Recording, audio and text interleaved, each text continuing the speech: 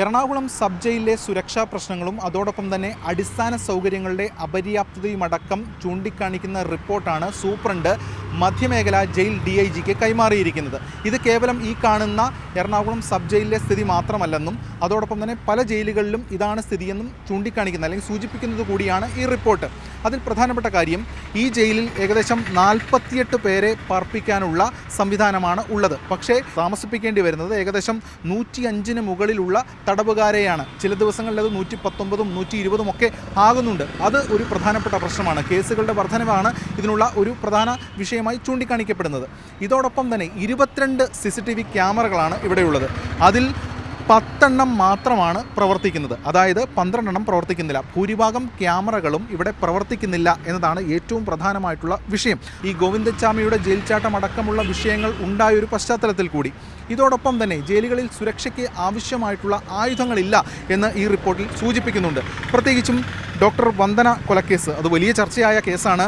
ആ കേസുമായി ബന്ധപ്പെട്ട് ഹൈക്കോടതി ഒരു സ്റ്റാൻഡേർഡ് ഓപ്പറേറ്റിംഗ് പ്രോട്ടോക്കോൾ നിർദ്ദേശിച്ചിരുന്നു. അതായത് ഇവിടെ നിന്ന് ചികിത്സയ്ക്കും മറ്റുമായി തടവിൽക്കാരെ കൊണ്ടുപോകുന്ന ഘട്ടത്തിൽ 4 ഉദ്യോഗസ്ഥർ എസ്കോർട്ട് വേണം എന്നതടക്കമുള്ള കാര്യങ്ങളാണ് പറഞ്ഞിരുന്നത്. പക്ഷേ അത് പാലിക്കാൻ കഴിയുന്നില്ല. ഒരു കാരണം എന്ന് പറയുന്നത് ജീവനക്കാർ കുറവുള്ളതും അതോടൊപ്പം തന്നെ ആയുധങ്ങളുടെ അടക്കം കുറവുമാണ് ഈ സ്റ്റാൻഡേർഡ് ഓപ്പറേറ്റിംഗ് SOP പാലിക്കാൻ കഴിയാതെ വരുന്നതിൻ്റെ പ്രശ്നം. അപ്പോൾ ഈ അക്രമാസക്തരായിട്ടുള്ള തടവുകാരൊക്കെ ഉണ്ടാകുന്ന പ്രശ്നങ്ങളുടെ പരിണിതഫലം ഈ ഉദ്യോഗസ്ഥരുടെ തലയിലേക്ക് വരുന്ന സ്ഥിതിയുമുണ്ട് ഈ അടിസ്ഥാന സൗകര്യങ്ങളില്ലാത്തതിൻ്റെ മൂലമുള്ള കാരണങ്ങളിൽ. ഇതോടൊപ്പം തന്നെ ഈ ജയിൽ തടവുകാർക്ക് നിയമപ്രകാരം ടെലിഫോൺ സംവിധാനം ഈ ജയിലിലുണ്ട്. പക്ഷേ അത് ദുരുപയോഗം ചെയ്യുന്നു എന്നതിൻ്റെ സൂചനകളും ഈ റിപ്പോർട്ടിലുണ്ട്. അതിൽ പ്രധാനമായും പറയുന്നത് കോൾ കോൺഫറൻസിംഗ് സംവിധാനമടക്കം ദുരുപയോഗം ചെയ്തുകൊണ്ട് രാജ്യദ്രോഹ പ്രവർത്തനങ്ങളിലേക്കടക്കം ഈ പറയുന്ന തടവുകാർ ഏർപ്പെടാനുള്ള സാധ്യതയുണ്ട്. പക്ഷേ അത് മോണിറ്റർ ചെയ്യാനുള്ള സംവിധാനം ജയിലിൽ ഇല്ല എന്നതാണ് ഈ റിപ്പോർട്ട് ചൂണ്ടിക്കാണിക്കുന്ന മറ്റൊരു പ്രധാനപ്പെട്ട കാര്യം. അതുകൊണ്ട് ഇത്തരത്തിലുള്ള സൈബർ വിങ് അടക്കം ജയിലുകളിൽ വേണം എന്നാണ് ഈ റിപ്പോർട്ട് ശുപാർശ ചെയ്യുന്നത്. അതിൽ പറയുന്നത് മതിയായിട്ടുള്ള ആയുധങ്ങൾ വേണം, അത് സുരക്ഷയുമായി ബന്ധപ്പെട്ടുകൊണ്ട്. അതോടൊപ്പം തന്നെ അപ്പർ മതിൽ, അതിൽ ഉയർന്ന മതിലുകൾക്ക് മുകളിൽ ഇലക്ട്രിക് ഫെൻസിങ് ഉൾപ്പെടെയുള്ള കാര്യങ്ങൾ വേണം. കാരണം ജയിൽ ചാട്ടം ഉൾപ്പെടെ ഉണ്ടായാൽ ഈ ഇലക്ട്രിക് ഫെൻസിങ് ആവശ്യമാണ്, ലേസർ ഫെൻസിങ് ഉൾപ്പെടെയുള്ള കാര്യങ്ങളും ആവശ്യമാണ്. ഇതോടൊപ്പം തന്നെ വാക്കി ടോക്കി സംവിധാനം, ഇലക്ട്രിക് ലാത്തി തുടങ്ങിയ അത്യാധുനിക സംവിധാനങ്ങൾ ഉൾപ്പെടെ ജയിലുകളിൽ വേണം. എന്നാൽ മാത്രം ഇക്കാര്യങ്ങൾ കൃത്യമായി നടപ്പാക്കാൻ കഴിയൂ എന്നതാണ്. കൂടാതെ 15 വർഷം പഴക്കമുള്ള വാഹനം മാത്രമാണ് ഈ ജയിലിൽ ഉള്ളത്.